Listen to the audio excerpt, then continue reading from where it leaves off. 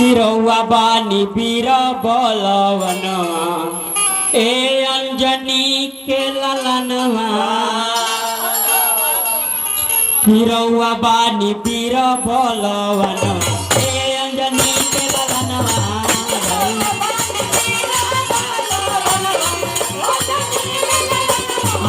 रौआ बानी बीर बलवनवा ए अंजनी के ललनवा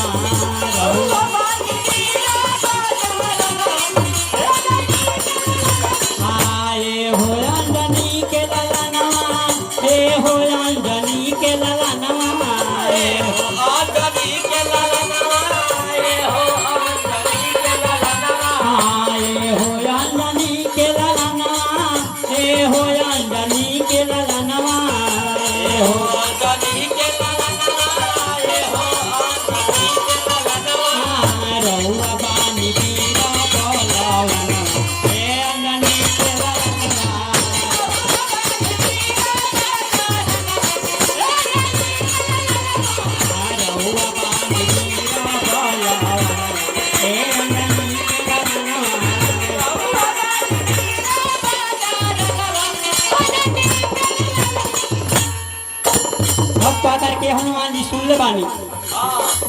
बचपन में लीक भइलो सूरज महाराज के हो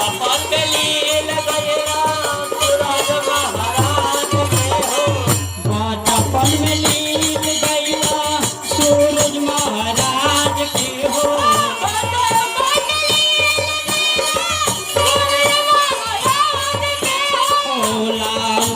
बचपन में लीक भइलो सूरज महाराज के हो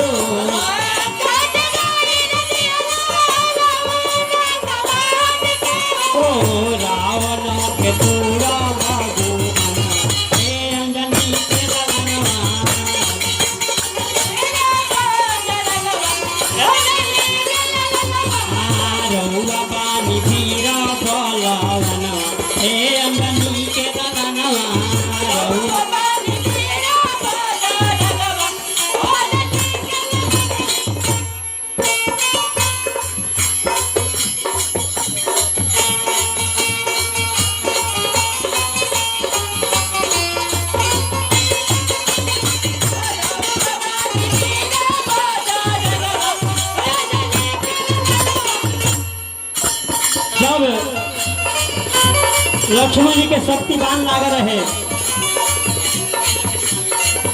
लक्ष्मण जी के गोदी में लेके प्रभु राम रोवत रहे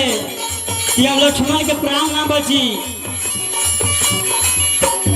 हनुमान जी कहले कि प्रभु सूर्य के औकात में उग जाई हैं लक्ष्मण के लागल शक्ति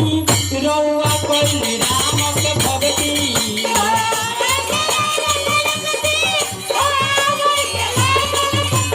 देखी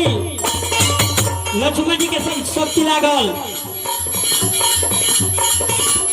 सुशेल मैल कह रहे कि रात भर में जब सजीवन बूटी ना आए तो लक्ष्मण के प्राण ना बची तो जय श्री राम कह के हनुमान जी चलो रहे लक्ष्मण के लागल शक्ति रउआ कैली राम के भक्ति लक्ष्मण के लागल शक्ति नहीं के धौल